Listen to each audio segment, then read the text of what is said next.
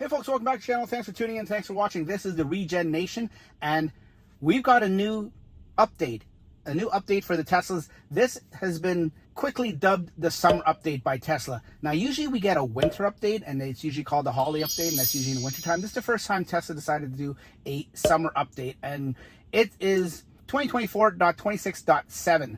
Now, the update may have come on an earlier release, but the one as of filming now, late August, this is 2024.26.7, and it went out in a mass wave yesterday. So I downloaded it, and I figured I'd show it to you.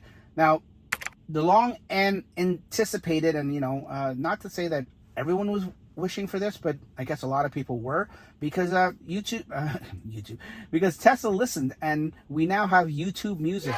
Now, we can listen to over 100 million songs ad-free if you have a YouTube premium account. If you don't have a premium account, you should get one. You don't have to deal with any of those commercials and ads.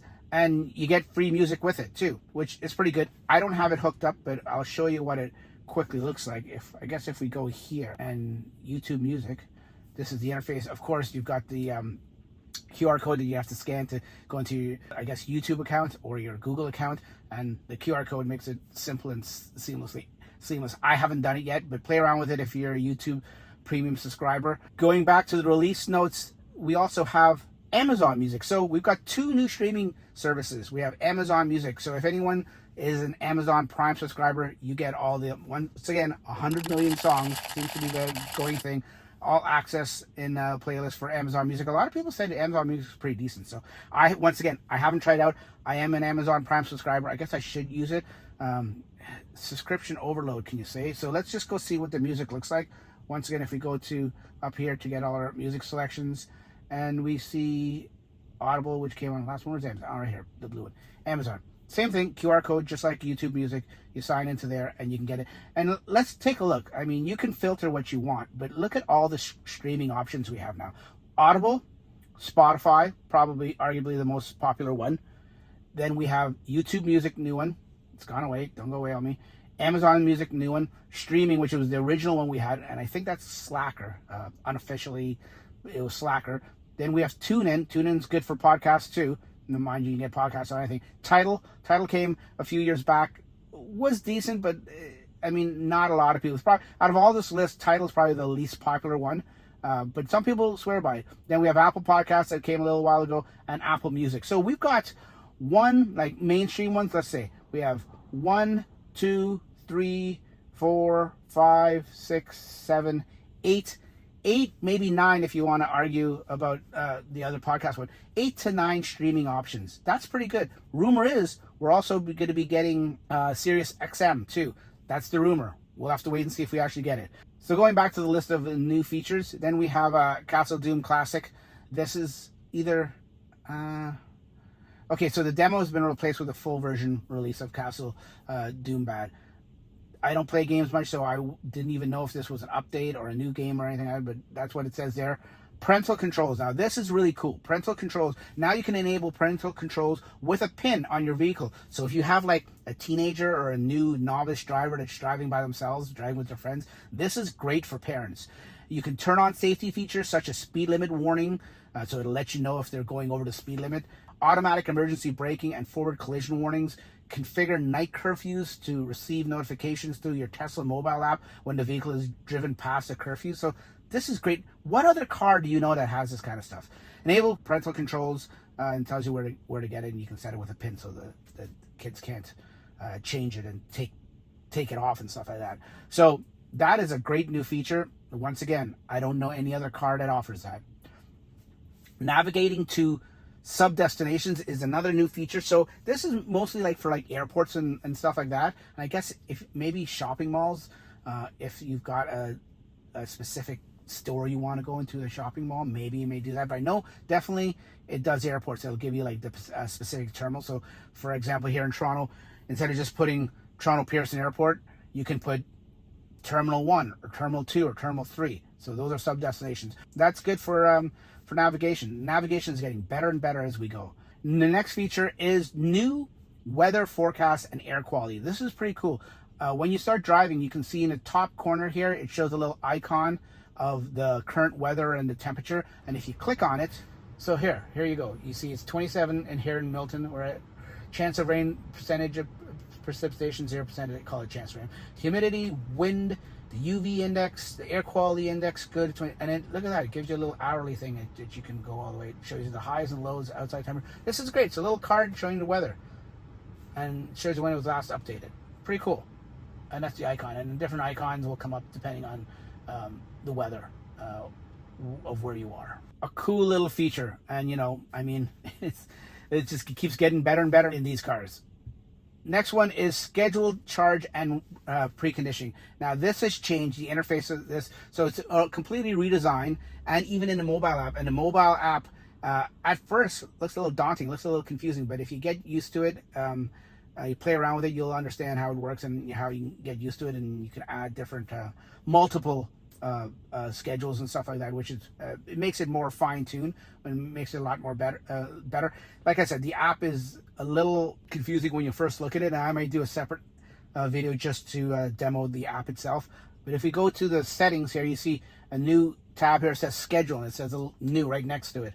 So if you click on schedule, so this is what you'll see. Now in the app too, it's very similar layout. You can choose your different locations of where you want to do it, or even current location, which in this case we'll use current location. In this case, you can precondition and you can add new ones and do Monday to Sunday, whatever, and you can add, so you can have multiple ones. Like here, how it's got multiple ones for charging, and you can toggle them on or off. It's pretty cool. If you add a new one, you go here, the screen comes up, you can have a start time or end time, or you can even do both, or one or the other. If you want to end at a certain time, then days of the week, you can highlight the days of the week, or if you just want every day of the week, just repeat weekly, and it'll do it every week on a Wednesday, for example, if that's what you want. So pretty cool.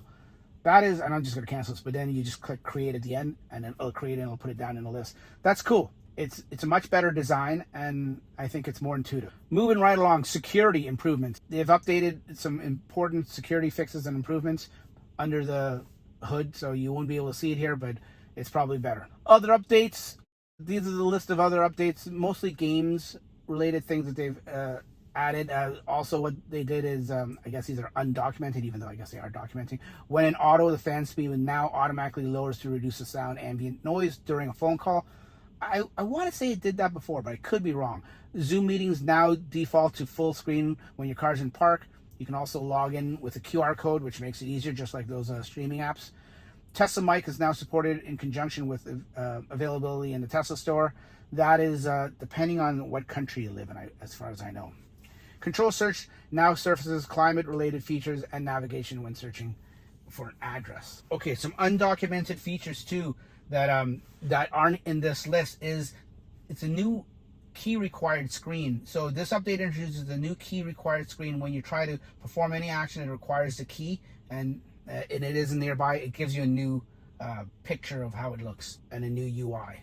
Another new feature that's undocumented is the improved front camera quality and the clarity. So the front camera, I guess you can go here to look at your cameras. That is the front camera. This is the new and improved. I mean, I don't have anything to show you what it looked like before, but this is how it looks now. So it looks clear to me. Hopefully it's clearer that Sentry and Dashcam can pick up and read plates a little better than it used to. Oh, and this is only for hardware 3 based vehicles too. So, which this is a hardware 3 vehicles. Hardware 4 obviously would be clear anyways. So hardware 3 vehicles, you get this. Another undocumented feature is traffic aware cruise control chime. So apparently the original update, which happened a while ago, gave you the option that you can be turn on or off, the option to make it a different sound. Now they've taken away that option and they've removed it with this update, and now it'll always make the chime whether you engage or disengage. So I guess it's a feature that's taking away a feature. Another undocumented feature that I can't show you on this screen right here is a new ambient lighting option. Now this is for all the Refresh 3s or the Cybertrucks. It gives you a new ambient light option control. Oh, a new feature too, let me show you this, that's also undocumented, is the new layout and the new UI for the climate. Everything is a lot more simplified and organized in the top and in the bottom. It took me a while to find out where the dog mode and camp mode and everything and keep mode is. I hate how it goes away so quickly. It's right here. So if you need those, they're right there. And there you have it, folks. That is 2024.26.7. That is your summer update. The next update that if you're an FSD subscriber or owner, the next big update, if you don't have it already, is the new FSD 12.5. If you're into that kind of thing, that's the newest one that most people are waiting for that are into FSD. If you have it, you know what I mean. If you don't have it, then you're like me and many other people just waiting for it, if it's on hardware 4 or if you're on hardware 3. Anyways, folks, if you know other features that I didn't mention here that are undocumented that you've noticed since you've had this for a while, drop a comment down in the comments below and let me know so we can all share it and we can all see what is new. But I thought I'd put this video together to show you guys what's new in this latest update by Tesla. Thanks for watching. We'll catch you on the next one. Take care. Bye-bye.